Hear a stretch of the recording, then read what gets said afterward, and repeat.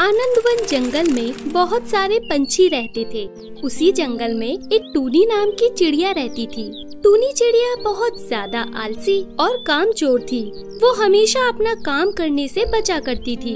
एक दिन की बात है, टूनी चिड़िया पेड़ पर बैठी हुई थी। तभी वहाँ पर मायू मोरनी आई और उसने टूनी चिड़िया से कहा, अरे टूनी चिड़िया, तुम यहाँ पर क्या कर रही हो? तुम्हें पता है अब तो बरसात का मौसम आने वाला है।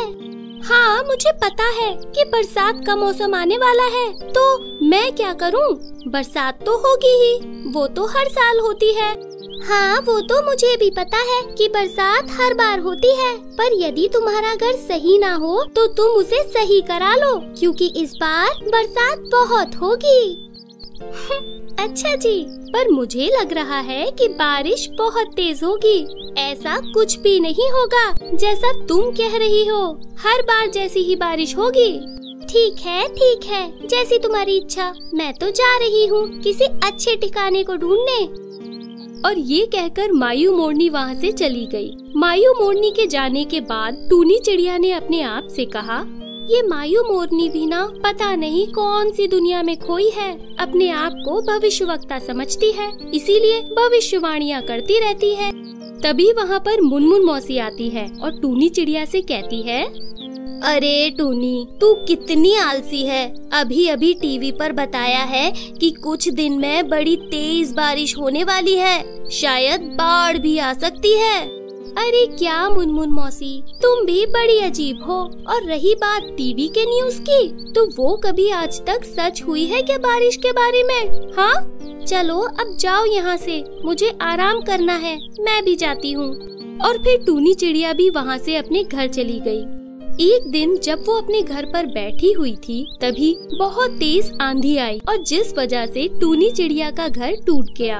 और इससे टूनी चिड़िया बहुत ज्यादा दुखी हुई और अपने आप से कहने लगी, अरे नहीं, ये क्या हो गया? मेरा तो पूरा का पूरा घर ही टूट गया।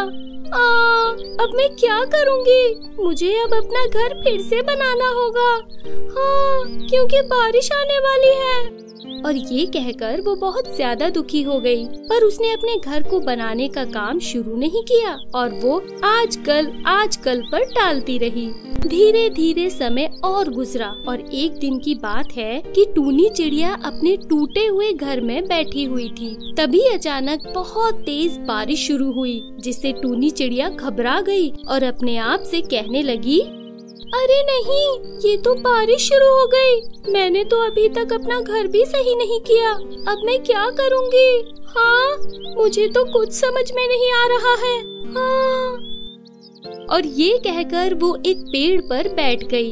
उस दिन बारिश पूरे दिन हुई और 1 मिनट के लिए भी बारिश बंद नहीं हुई, जिससे पूरा जंगल पानी से भर गया। ये देखकर टूनी चिड़िया बहुत ज्यादा हैरान हुई और अपने आप से कहा, अरे ये क्या हो गया? पूरे जंगल में पानी भर गया। इसका मतलब है मायू मोरनी एकदम ठीक कह रही थी। इस बार बारिश बहुत होगी। हाँ। और टूनी चिड़िया 2 दिन तक उसी पेड़ पर बैठी रही। लगातार बारिश की वजह से जंगल में काफी पेड़ पौधे टूटने लगे और इस वजह से काफी पशु पक्षी परेशान हुए। पर जिन्होंने अपना घर सही कर लिया, उनको ज्यादा दिक्कत नहीं हुई। और ये देखकर टूनी चिड़िया ने अपने आप से कहा, अरे जिन लोगों का घर सही है वो लोग तो आराम से रह रहे हैं। काश मैंने भी अपना घर सही कर लिया होता तो मैं भी आराम से अपने घर में बैठी होती। और ये सोचकर वो काफी ज्यादा दुखी हुई। धीरे धीरे जब बारिश कम हुई तो मायू मोरनी बारिश में नाचती हुई उसी तरफ आई और जब उसने टूनी चिड़िया को इस तरह भीगता हुआ देखा तो उससे कहा, अरे टूनी चिड़िया, तुम इस तरह क्यों भीग रही हो? क्या हुआ? तुम्हारा घर कहाँ गया? अरे मायू मोरनी बहन, अब मैं तुम्हें क्या बताऊं? उस दिन आंधी में मेरा घर टूट गया और मैं आलस में अपना घर ही नहीं बना पाई और इसीलिए आज मैं इस तरह बैठी हुई हूँ। मैंने तो तुमसे पहले ही कहा था कि इस बार बारिश बहुत तेज होगी, पर तुमने ही मेरी बात नहीं मानी। चलो कोई बात नहीं, तुम मेरे साथ चलो। मेरे पास रहने का एक अच्छा ठिकाना है। ये सुनकर टूनी चिड़िया काफी खुश हो गई और वो मायू मोरनी के साथ उसके घर चली गई। फिर जब बारिश बंद हुई तो टूनी चिड़िया ने अपना घर बनाना शुरू कर दिया और अब उसे ये समझ आ गया कि आलस से हमेशा काम खराब होगा, इसीलिए हमें आलस नहीं करना चाहिए। कंजूस कालू कौवा। वृंदावन नाम का एक सुंदर सा जंगल था। उस जंगल में एक कंजूस कालू कौवा और उसकी बीवी कल्लू कोयल रहते थे। कालू कौवा इतना कंजूस था कि वो महीने में एक ही बार नहाता ताकि साबुन का खर्चा बच जाए। दिन में एक ही बार खाना खाता था ताकि खाने का खर्चा बच जाए। इतना ही नहीं, उसने तो खुद बच्चों को जन्म तक नहीं दिया ताकि उनकी परवरिश का खर्चा बच जाए। बेचारी कल्लू कोयल अपने कंजूस पति से बहुत परेशान थी, लेकिन कालू कौवे ने कभी भी उसकी परेशानी पर ध्यान नहीं दिया, बल्कि दिन ब दिन और ज्यादा कंजूसी करके उसने 50,000 रुपए इकट्ठे किए। अजी, एक बात पूछूं क्या? आप गुस्सा तो नहीं होगे ना? हाँ हाँ, पूछो भाग्यवान। जी, आपको नहीं लगता कि आप जरूरत से भी ज्यादा कंजूसी करते हो? अरे भाग्यवान, मैं कहाँ कंजूसी करता हूँ, मैं तो बचत करता हूँ, बचत। ठीक है, बचत भी सही, पर जरूरत से ज्यादा करते हो। अरे मूर्ख कोयलिया, मैंने जिंदगी भर इतनी बचत की तभी तो 50,000 रुपए इकट्ठा हुए ना, और आगे भी मैं ऐसे ही कंजूसी करके बचत करता रहूंगा, समझी? हाँ समझी जी, पर क्या? पर इतने पैसों का आप करेंगे क्या? अरे पगली, क्या पता जिंदगी में कब इसकी जरूरत पड़ जाए, शायद बुढ़ापे में। बात तो आपकी बिल्कुल ठीक है जी, लेकिन मुझे लगता है आप जरूरत से ज्यादा कंजूसी करते हो। दिन ब दिन कालू कौवे की कंजूसी और ही बढ़ती जा रही थी। एक दिन तो कालू कौवे ने हद ही पार कर दी। हुआ यूं कि कालू कौवे को मछली खाने की बड़ी इच्छा हुई। वो अपनी बीवी कल्लू कोयल से बोला, अरे भाग्यवान, सुनती हो? क्या बात है जी? मुझे आज मछली खाने का बड़ा ही मन कर रहा है। तो आप मार्केट से मछली लेकर आइए, मैं आपको मछली पकाकर दूंगी। हाँ हाँ, मैं अभी जाकर मछली लेकर आता हूँ, तुम तब तक बाकी की तैयारी करना। करती हूँ बाबा, लेकिन हाँ, थोड़ा जल्दी आना, बेवजह पूरा मार्केट मत घूमना। अरे भाग्यवान, पहले तो मैं पूरी मार्केट घूमूंगा, फिर जो मछली सस्ते में देगा उसी से खरीद कर लाऊंगा। हे राम, आप कभी नहीं सुधरोगे।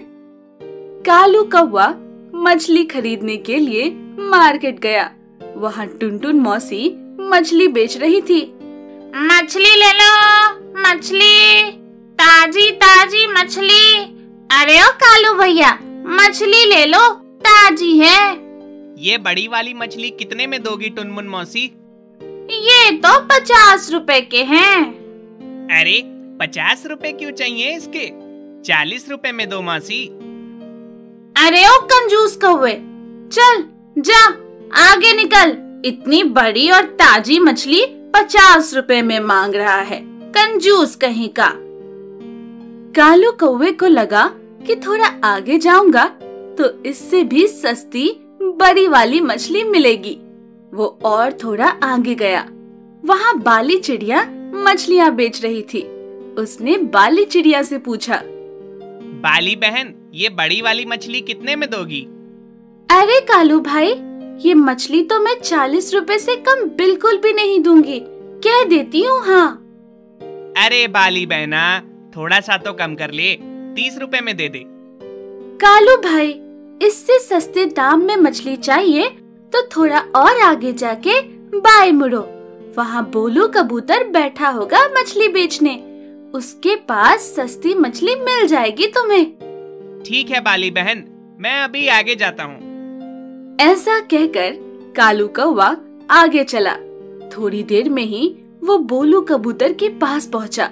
बोलू कबूतर के पास बहुत सारी मछलियाँ थी। कालू कौवे ने बड़ी वाली मछली का दाम पूछा। अरे भाई साहब, ये बड़ी मछली कितने की है? ये मछली 20 रुपए की है। क्या भैया तुम भी 10 रुपए की चीज को 20 रुपए में बेचते हो? कोई नहीं ले सकता तुमसे ये मछलियाँ 20 रुपए में। मेरी बात मानो और ये बड़ी वाली मछली 10 रुपए में दे दो। बिल्कुल भी नहीं दूंगा साहब। पिछले 10 साल से मछलियाँ बेच रहा हूँ मैं। आप मुझे मत सिखाइए। 20 रुपए से 1 रुपए भी कम नहीं करूँगा। लेना है तो ले लो, नहीं तो वो यहाँ से 4 किलोमीटर दूर समुद्र किनारे मिल जाएगी आपको 10 रुपए वाली बासी मछली। मेरे ख्याल से तुम्हें वही मछली खरीदनी चाहिए। हाँ, लेकिन वो तो 4 किलोमीटर दूर है यहाँ से। ये आप ही सोच लीजिए फिर, मैं क्या बोलूँ अब। वैसे भी मछलियाँ देखते देखते यहाँ तक तो आ ही चुका हूँ। थोड़ा और आगे चल के अगर पैसे बच जाते हैं तो और थोड़ा चलने में क्या हर्ज है। पैसे बचाने की लालसा में कालू कौवे ने और थोड़ा आगे चलने की ठान ली और वो थोड़ी ही देर में समुंदर किनारे पहुंच गया। शाम ढलने वाली थी। वहाँ सनसनी चिड़िया मछलियाँ बेच रही थी। कालू कौवा सनसनी चिड़िया के पास जाकर उससे पूछता है, अरे मौसी जी, ये बड़ी वाली मछली कितने की है? ये 10 रुपए की है। अरे मौसी जी, ये तो कल की बासी मछली लग रही है। इसके क्यों 10 रुपए चाहिए? 5 रुपए में दे दो। क्या? कल की बासी मछली? पागल हो क्या तुम कंजूस कौवे? ऐसा क्यों नहीं कहते कि तुम्हें फोकट में ही चाहिए मछली? फोकट में नहीं चाहिए जी, बस थोड़ा सस्ते में चाहिए। मेरी बात मानो और 5 रुपए में दे दो ये मछली। अबे ओ फोकटे कौवे, चल निकल यहाँ से। मुफ्त की चीजों का इतना ही शौक है तो जाओ वहाँ समंदर में। वहाँ नाव जा रही है मछलियाँ पकड़ने के लिए। उस नाव में जाओ और खुद ही जितना जी चाहे मछलियाँ पकड़ के ले लो, वो भी बिल्कुल मुफ्त। यहाँ बार बार कम दाम में मछलियाँ मांग कर मेरा दिमाग मत खराब करो, समझे? चलो निकलो यहाँ से, फुटो। हाँ हाँ, जाता हूँ सरफरी चिड़िया। हाँ? अच्छा, तो मैं सिरफरी और तुम फोकटे हो फोकटे। शाम ढल गई थी। अंधेरा छाने लगा था। मौसम भी बदल रहा था। कंजूस कालू कौवा फोकट में मछलियाँ पकड़ने की मोह में समंदर में गया और एक नाव में बैठने लगा तो उसका एक पैर नाव में जाले में फंसकर टूट गया और उसे बहुत दर्द होने लगा। उसने नाव चलाने वाले चिड़े को बोला, अरे चिड़ा भाई साहब, कृपा करके नाव रुकवा दो, मुझे बहुत दर्द हो रहा है, मेरा पैर टूट गया है। कितनी भी कोशिश करो कौवा भाई, लेकिन अब ये नाव नहीं रुक सकती। क्या? अरे देखते नहीं हो क्या? समुंदर में कितना आंधी तूफान आ रहा है और अब तुम बुरी तरह से इस आंधी तूफान में फंस गए हो। क्योंकि मैं तो अब तैर के किनारे जा रहा हूँ, लेकिन तुम्हारा तो एक पैर टूटा हुआ है, तुम कैसे बचोगे? ऐसा कहकर नाव वाले चिड़े ने समंदर में छलांग लगाई और थोड़ी ही देर में वो नाव पलट गई और कालू कौवा समंदर के पानी में डूबने लगा। जोर से बारिश होने लगी, बिजलियां कड़कने लगी और एक पैर टूटने के कारण कालू कौवा समंदर में बुरी तरह से डूबने लगा। इस दौरान उसका एक पंख भी टूट गया और वो जोरों से चिल्लाने लगा, बचाओ बचाओ, कोई मुझे बचाओ।